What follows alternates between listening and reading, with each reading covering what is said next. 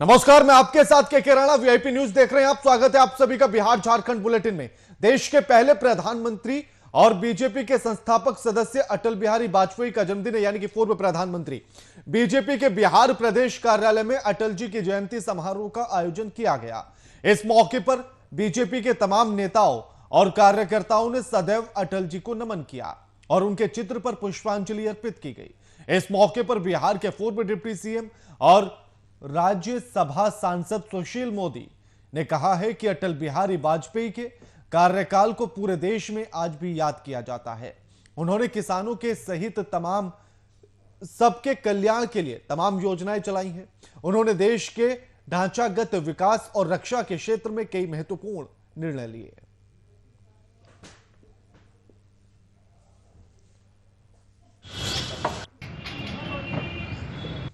और पूरे देश और दुनिया में इसको सुशासन दिवस के रूप में मनाया जा रहा है। और अटल जी ने अपने कार्यकाल में ये दिखा दिया कि विकास क्या होता है। और आज चाहे वो किसानों के लिए किसान क्रेडिट कार्ड हो या गोल्डन क्वाड्रिलेटरल हो या परमाणु जो परीक्षण किया गया था, ये कुछ ऐसे काम किए अटल बिहारी वाजपेयी ने जिसको पूरी दुनिया याद रखेगी। और पाकिस्तान से दोस्ती का हाथ बढ़ाने के लिए बस में बैठकर लाहौर तक गए थे और जब आवश्यकता पड़ी तो कारगिल के युद्ध में भी विजय हासिल करने का काम किया। कभी बिहार बीजेपी के सबसे बड़े नेता रहे सुशील मोदी के लिए आज बीजेपी का दरवाजा तक नहीं खुला। अटल जी की जयंती समारोह में भाग लेने पहुंचे सुशील मोदी को बीजेपी मुख्यालय का दरवाजा बंद मिला। थोड़ा इंतजार करने के बाद जब गेट नहीं खुला तो सुशील मोदी को पैदल ही पार्टी कार्यालय के अंदर दाखिल होना पड़ा। एक समय था जब सुशील मोदी के पार्टी कार्यालय पहुंचने की सूचना घंटों पहले पार्टी के पदाधिकारियों को हो जाती थी और तमाम पार्टी के प्रदेश पदाधिकारी से लेकर कार्यकर्ता और कर्मचारी तक गेट खोलकर उनके स्वागत के लिए खड़े रहते थे। लेकिन अब समय बदल चुका है। सुशील मोदी के हाथ में बिहार बीजेपी का निजाम नहीं रहा। उन्हें पैदल ही पार्टी कार्यालय के अंदर जाना पड़ा। वहीं पार्टी के पदाधिकारियों का कहना है कि गेट की चाबी नहीं मिलने के कारण गेट खोलने में विलंब हो गया। मोदी जी आज भी बिहार के सर्वमान्य नेता हैं।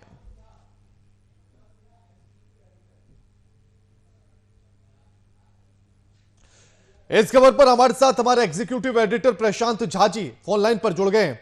प्रशांत जी, आज अटल बिहारी वाजपेयी की जयंती, ऐसे में कार्यक्रम रखा जा रहा है, किस तरह से कार्यक्रम मनाए जा रहे हैं और किस तरह से उनके कार्यकाल को याद किया जाए? प्रशांत जी।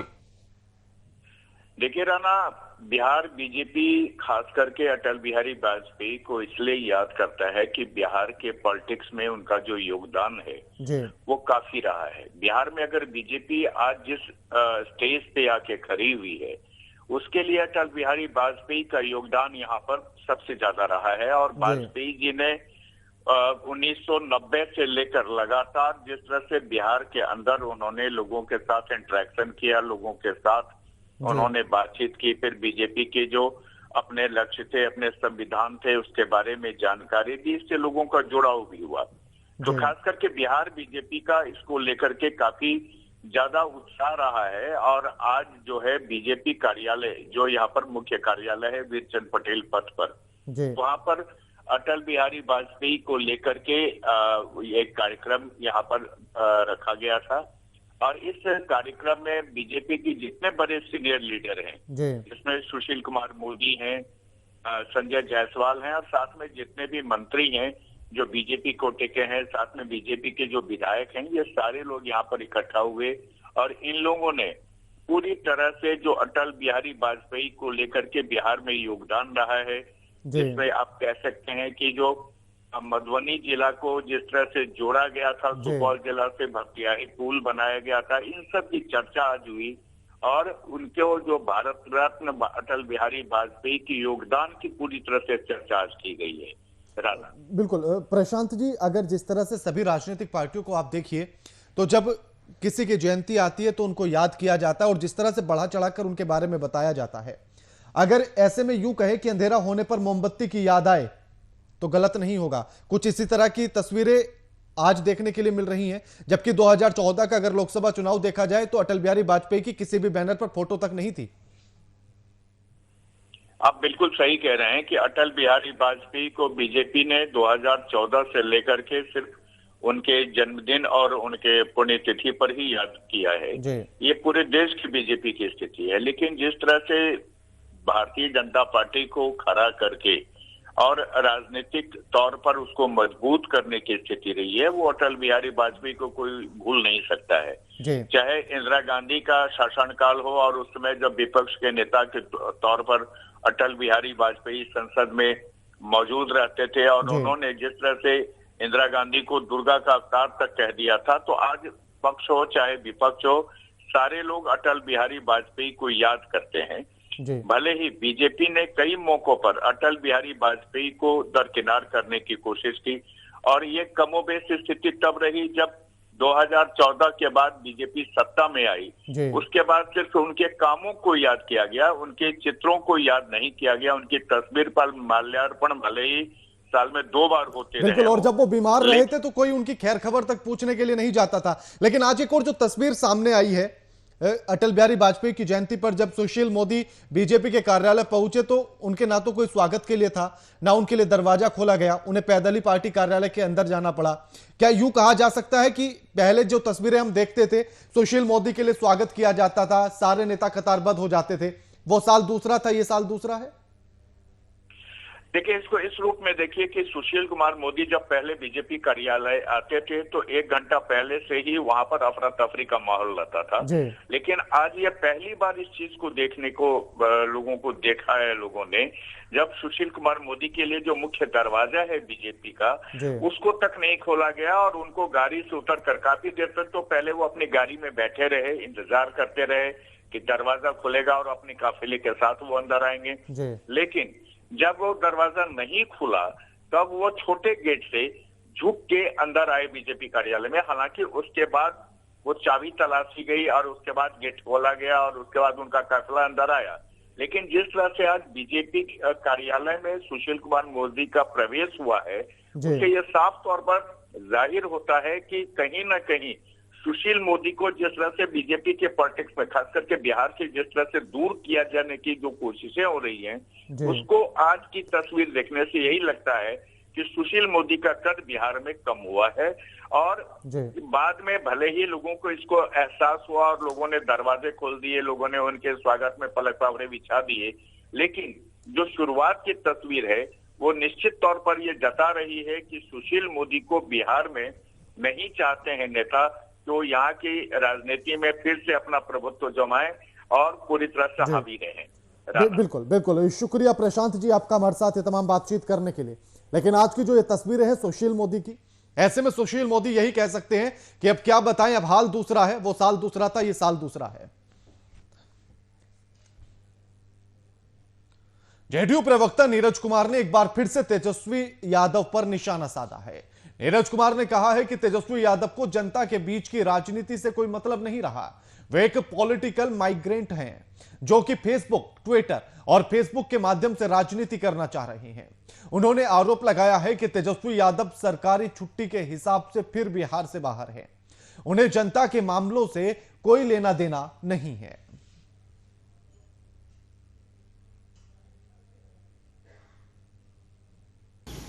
विपक्ष के नेता माननीय Tejashwi Yadav ji political migrant, Facebook, Twitter और प्रेस कॉन्फ्रेंस से राजनीति का एजेंडा तय करते हैं। अब किस मामले में कहाँ गए मैं नहीं जानता।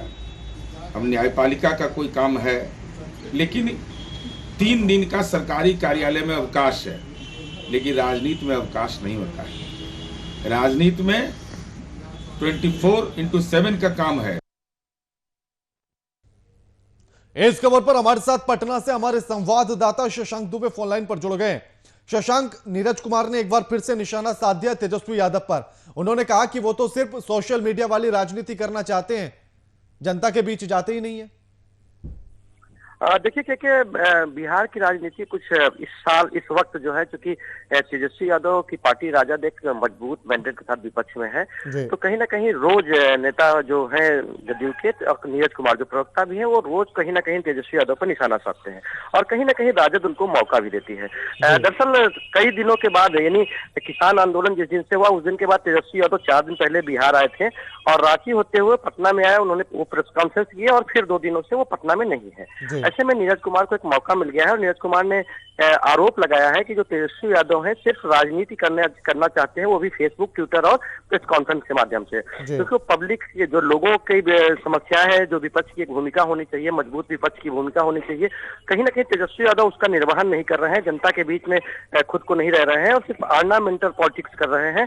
तो इसको लेकर उन्होंने निशाना साधा है और उन्होंने कहा है कि भाई 2-4 दिन पहले तेजस्वी यादव आए हैं, उन्होंने लालू प्रसाद यादव से जेल में मुलाकात की, कुछ न्यायिक कार्य किए और उसके बाद एक प्रेस कॉन्फ्रेंस किया और अपने जो उनके को लगता है कि उन्होंने अपना काम कर दिया और फिर बाहर निकल गए। शशांक, अगर देखा जाए तो सिर्फ तेजस्वी यादव नहीं, चाहे सत्ता पक्ष के नेता हो या फिर विपक्ष के नेता हो, सबके हालात एक जैसे से ही हैं। सब सोशल मीडिया पर और प्रेस कॉन्फ्रेंस के माध्यम से ही जनता के दर्द को समझते हैं, जनता के दर्द की बात करते हैं, बीच में जाकर तो एक बार भी नहीं देखता कोई। देखिए राना, राजनीति है, राजनीति में दूसरा पक्ष जो है, एक पक्ष जो है दूसरे पक्ष के ऊपर आरोप लगाते ही रहते हैं और कहीं ना कहीं जब कोई मौका मिलता है तो वो इसका भरपूर लाभ उठाते हैं। तो तेजस्वी यादव कहीं ना कहीं बिहार में कम रहकर और बिहार में न रहकर निश्चित रूप से जदयू को एक मौका दे रहे हैं और जदयू मौका छोड़ना नहीं चाहती है। राजनीति में आरोप प्रत्यारोप लगाने का चलन सा हो गया है, जहां पर भी तेजस्वी यादव को विपक्ष को मौका मिलता है वो सत्ता पक्ष से आरोप लगाती है। तो देखिए कुल मिलाकर ये आरोप और प्रत्यारोप एक दूसरे की राजनीति चमकाने के लिए होती है, लेकिन कहीं ना कहीं जनता का इसमें भला नहीं होता है और जनता के जो मुद्दे होते हैं उन मुद्दों पर डिबेट कम हो जाता है और इस तरह के जो अनवांटेड इश्यूज हैं उन पर बहस शुरू हो जाती है। तो दोनों को सहूलियत होती है इस तरह के मामले में, क्योंकि जनता के मुद्दे पर आएंगे तो जवाबदेह बनना पड़ेगा, जवाब देना पड़ेगा। जी बिल्कुल, शुक्रिया शशांक जी आपका हमारे साथ ये तमाम बातचीत करने के लिए।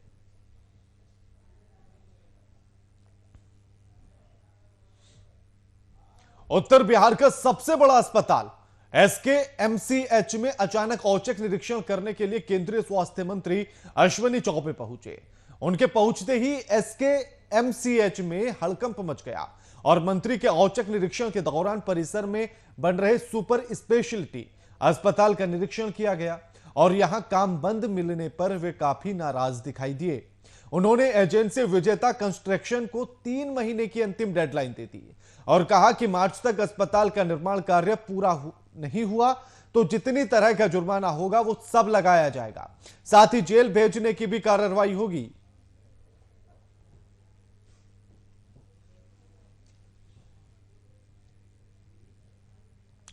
SKMCH में केंद्रीय राज्य स्वास्थ्य मंत्री अश्विनी चौबे पहुंचे, औचक निरीक्षण करने के लिए पहुंचे। वहां जो स्पेशलिटी हॉस्पिटल बनाया जा रहा है उसका कार्य बंद होने के चलते, उसका निर्माण कार्य बंद मिलने के चलते वो नाराज हो गए और उन्होंने कंस्ट्रक्शन कंपनी को भी इस बात की चेतावनी दे दी और साथ ही डेडलाइन दे दी है कि 3 महीने के भीतर यानी कि मार्च तक अगर कार्य पूरा नहीं हुआ तो सभी तरह के जुर्माने कंपनी पर लगाए जाएंगे और साथ ही जेल भेजने की कार्रवाई भी की जाएगी।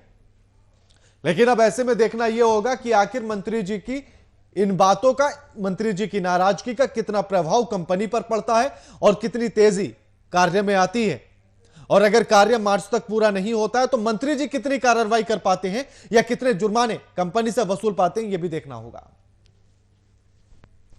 इस खबर पर हमारे साथ हमारे संवाददाता शिवशंकर झा फोनलाइन पर जुड़ गए।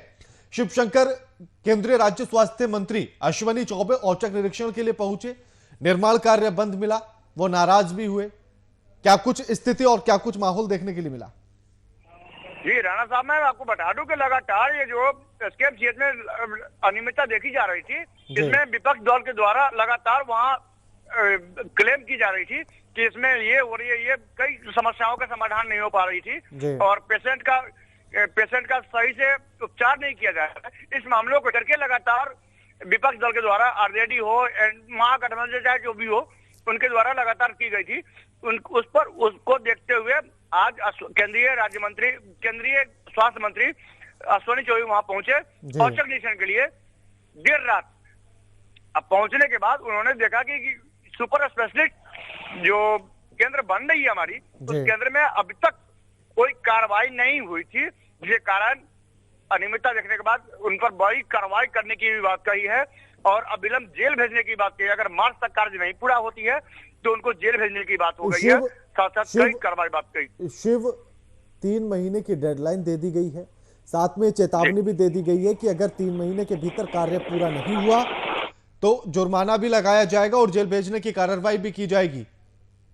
क्या लगता है कि अब मंत्री जी की इस नाराजगी से, इस गुस्से से तेजी आएगी कार्य में? जी मैं बता दूं कि लगातार जो एनडीए की सरकार जो कार्य कर रही है, उस कार्य में कहीं ना कहीं जी पहल मुख्य भूमिका देखी जा रही है, जिसके कारण आज मुजफ्फरपुर का उत्तर बिहार का सबसे बड़ा हॉस्पिटल देखा जा रहा है। तो मुजफ्फरपुर श्री कृष्णा मेडिकल कॉलेज अस्पताल देखा जा रहा है। उस अस्पताल में अगर ये कार्य पूरा नहीं की जाती है तो उनको कई जुर्माना साथ साथ जेल भी भेजने की बात की गई है अश्विनी चौबे के द्वारा, और अगर नहीं होती है तो और भी कई कार्रवाई उन पर की जाएगी। सर शुक्रिया शिव शंकर आपका हमारे साथ ये तमाम बातचीत करने के लिए।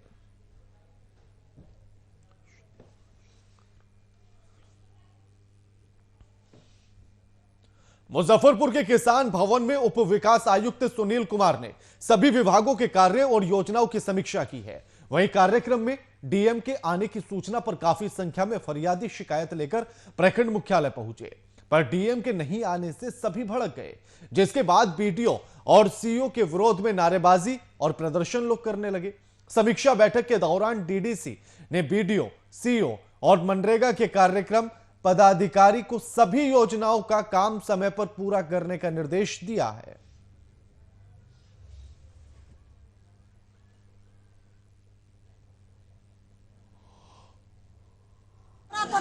तमाम गांव में बाढ़ जो घोषित हुआ था, लोग बाढ़ से जो भी लोग घोषित है उनको बाढ़ का पैसा अभी तक नहीं मिल रहा है। हम लोग यहाँ लगातार ब्लॉक में 10 दिन पर 15 दिन पर आते हैं, आवेदन देते हैं, उसके बाद भी कोई कार्रवाई नहीं हो रही है। लोग माने कि भरोसा देते हैं और मिलता नहीं। आप सोचिए कि हमें लड़ना पड़ा अपने पंचायत रामपुर कृष्ण को बाढ़ घोषित करने में, तब जाके हमारी पंचायत घोषित होती है। उसके बाद हम जो लोग आंदोलन करता है उनका आवेदन सकरा प्रखंड कार्यालय से गायब हो गया। प्रखंड, अंचल और मनरेगा के कार्यों की हम लोगों ने जो है सो पूरी समीक्षा की है और जितनी भी योजनाएं हम लोग की चल रही है उन योजनाओं को समय पर पूरा करने का निर्देश जो है प्रखंड विकास पदाधिकारी को, अंचल अधिकारी को और प्रोग्राम पदाधिकारी को दिया गया है, ताकि लोगों को इसका फायदा मिल सके और हमारा जिला जो है वो आगे की ओर बढ़ सके।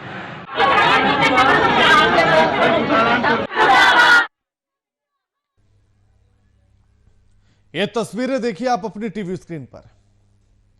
डीएम साहब के आने की सूचना थी, लेकिन डीएम साहब कार्यक्रम में नहीं पहुंचे, जबकि फरियादी डीएम साहब की सूचना पर ही पहुंचे थे कि उन्हें अपनी शिकायतें रखने का मौका डीएम के सामने मिलेगा। लेकिन ऐसे पर जब डीएम साहब नहीं आए तो लोग भड़क गए, वीडियो और सीईओ के विरोध में नारेबाजी करने लगे, प्रदर्शन करने लगे।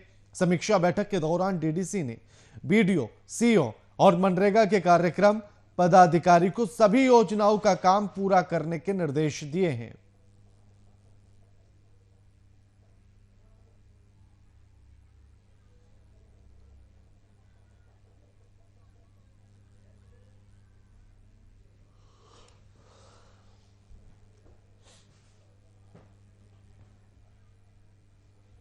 सासाराम संसदीय क्षेत्र के बीजेपी सांसद चेती पासवान मोहनिया पहुंचे और बिहार में बढ़ रहे अपराध पर चिंता जाहिर की है।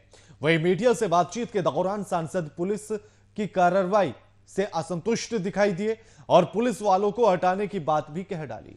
साथ ही प्रशासन को अलर्ट होने की सलाह भी दी गई है।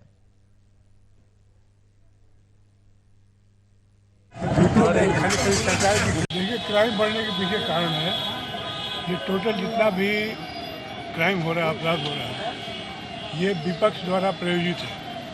विपक्ष चुनाव में जो हारी है उससे परेशान है, दिमागी रूप से परेशान है। मैक्सिमम हत्याएं वहाँ की यहाँ के विपक्षी लोग कर रहे हैं या करा रहे हैं। रही बात प्रशासन को चुस्त दुरुस्त होना पड़ेगा। एक आदमी के भरोसे सिर्फ काम करे पदाधिकारी लोग, बात किसी भी हद तक ठीक नहीं है।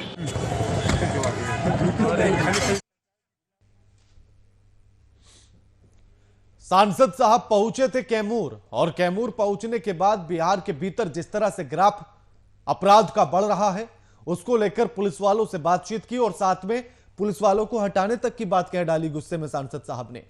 उसके बाद उन्होंने पुलिस को निर्देश दिए हैं, साथ ही अलर्ट रहने के, सतर्क रहने के निर्देश भी दिए गए हैं।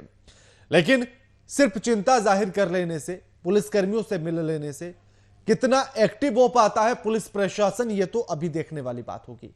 लेकिन जिस तरह से एक के बाद एक अपराध की घटनाएं निकलकर सामने आती है, कैमूर में कल भी घटना घटी थी, और जिस तरह से अपराधियों के हौसले बुलंद नजर आते हैं, ऐसे में तमाम सवाल उठते हैं सरकार पर भी, प्रशासन पर भी, जनप्रतिनिधियों की उन जिम्मेदारी पर भी जिस बात की जिम्मेदारी उठाने का आश्वासन उन्होंने चुनाव से पहले और उस सांसद या फिर जनप्रतिनिधि की कुर्सी पर बैठने के पहले दिया था।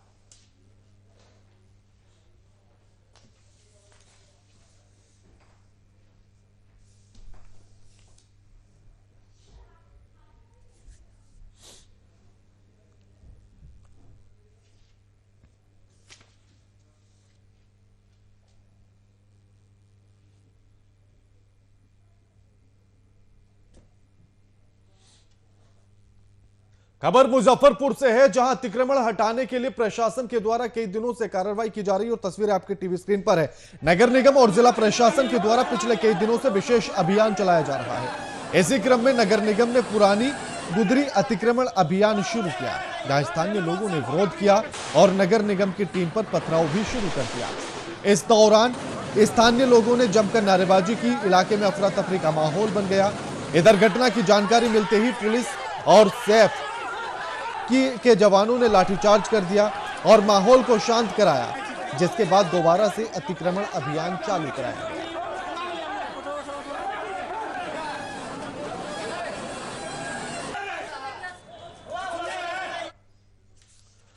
मुजफ्फरपुर से तस्वीरें आपके टीवी स्क्रीन पर है, जहां नगरपालिका और साथ में जिला प्रशासन के द्वारा अतिक्रमण हटाओ अभियान चलाया गया, जिसके चलते स्थानीय लोगों का विरोध भी देखने के लिए मिला है और उसी के चलते सैप और पुलिस के द्वारा लाठीचार्ज भी करना पड़ा। माहौल को शांत कराया गया और दोबारा से अतिक्रमण अभियान चालू किया गया।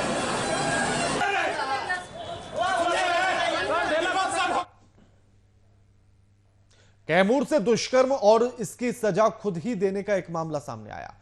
मामला कैमूर जिले के भभुआ थाना क्षेत्र का है, जहां कबार गांव में 4 साल की बच्ची से दुष्कर्म कर आक्रोशित परिजनों ने आरोपी की पीट कर हत्या कर दी।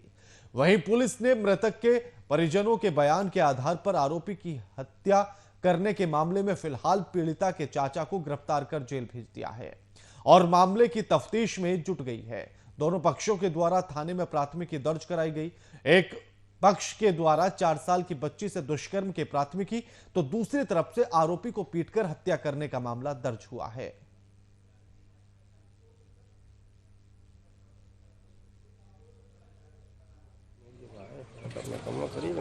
जो मृतक युवक था उसके द्वारा गांव के ही बगल के पड़ोस के 4 साल की बच्ची के साथ छेड़खानी किया गया था। उसी में उसके परिवार वाले रात में उसको पकड़ने के लिए आए थे, जिसमें छत पर से वो कूद गया था, जिसमें उसको चोट भी लगी थी। और उसके बाद फिर ये जो बच्ची के परिवार वाले थे उसके साथ मारपीट किए थे और जख्मी अवस्था में उसके घर पर छोड़ करके चले आए थे। बाद में उसकी मृत्यु हो गई थी।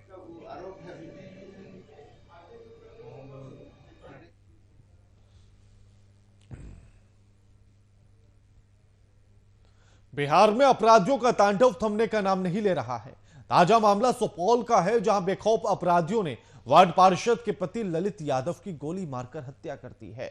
बताया जा रहा है कि 2 बाइक पर 5 की संख्या में पहुंचे बदमाशों ने घटना को अंजाम दिया और चलते बने। गोली लगने के बाद सदर अस्पताल लाने के दौरान रास्ते में ही मौत हो गई है। वहीं घटना के बाद पुलिस मामले की छानबीन में जुट गई है। अपराधियों का तांडव किस तरह से बिहार के भीतर है और किस तरह से अपराध का ग्राफ लगातार बढ़ता जा रहा है, वो ये तस्वीरें साबित करने के लिए काफी हैं। सुपौल से यह तस्वीर है जहां बेखौफ अपराधियों ने वार्ड पार्षद के पति ललित यादव की गोली मारकर हत्या कर दी है। बताया जा रहा है कि 2 बाइक पर 5 लोग सवार होकर आए थे, जिन्होंने गोली चलाई, गोली मारी और मौके से फरार हो गए। अस्पताल ले जाते हुए घायल ने रास्ते में ही दम तोड़ दिया है। समस्तीपुर में चर्च और गिरजाघरों में क्रिसमस पर ईसाई समाज के लोगों के द्वारा देर रात तक प्रभु ईसा मसीह के जन्म उत्सव पर विशेष प्रार्थना की गई, जिससे कैरोल गीत से चर्च गूंज उठा। वहीं चर्च के अंदर प्रभु की जन्म को लेकर झांकियां पूरी तरह से सजी हुई थी और आकर्षण रूप में दिख रही थी। वहीं इस दौरान कोविड-19 की गाइडलाइंस का पूरी तरह से ख्याल रखा गया। आपको बता दें कि आज के दिन ईसाई समाज के लोग बहुत ही शुभ दिन आज के दिन को मानते हैं। सभी एक दूसरे से मिलकर क्रिसमस की मुबारकबाद और गिफ्ट देते हैं।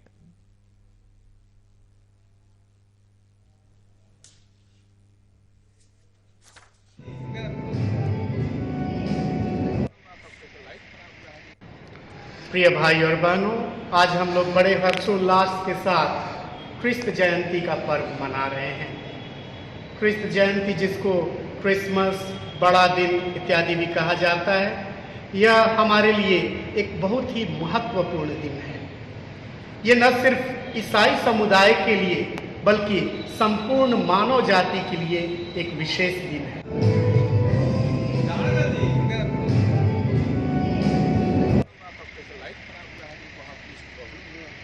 स्वर्ग में ईश्वर की महिमा।